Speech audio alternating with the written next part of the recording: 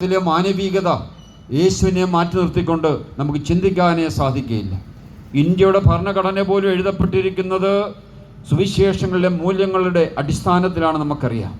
അങ്ങനെ ലോകത്തിലുള്ള വിവിധ ഭരണഘടനകൾ പോലും രൂപപ്പെട്ടിട്ടുള്ളത് കർത്താവായ യേശു ക്രിസ്തുവിൻ്റെ സുവിശേഷ മൂല്യങ്ങൾ അധിഷ്ഠിതമായാണ്.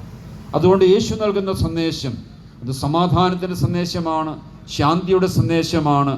അത് തീർച്ചയായിട്ടും വലിയ പ്രതീക്ഷയുടെ, പ്രത്യാശയുടെ സന്ദേശമാണ്.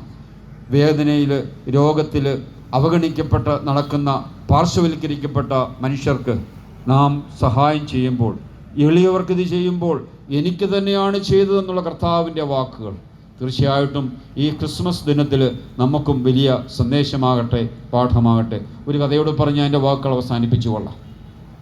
3 മരങ്ങൾ തമ്മിലുള്ള ഒരു സംഭാഷണമാണ്.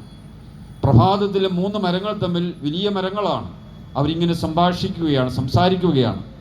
ഒരു മരം പറഞ്ഞു, എനിക്ക് ഈ തടി കൊണ്ട് ഒരു തൊട്ടിലുണ്ടാക്കണം, കുഞ്ഞുങ്ങളുടെ താരാട്ടുകാട്ട് വേണം എനിക്ക് ജീവിക്കാൻ. രണ്ടാമത്തെ മരം പറഞ്ഞു, ഈ തടി കൊണ്ട് ഒരു വലിയ കപ്പലുണ്ടാക്കണം, വജ്രവും സ്വർണവും വൈഡൂര്യ കല്ലുകളുമൊക്കെ കൊണ്ടുപോകുന്ന ഒരു വാണിജ്യ കപ്പൽ ഈ തടി കൊണ്ടുണ്ടാകണം. മൂന്നാമത്തെ മരം പറഞ്ഞു, എനിക്കങ്ങനെ വലിയ ആഗ്രഹങ്ങളൊന്നുമില്ല, മനുഷ്യർക്ക് ഉപകാരമുള്ള എന്തെങ്കിലും ഈ തടി കൊണ്ടുണ്ടാക്കണം.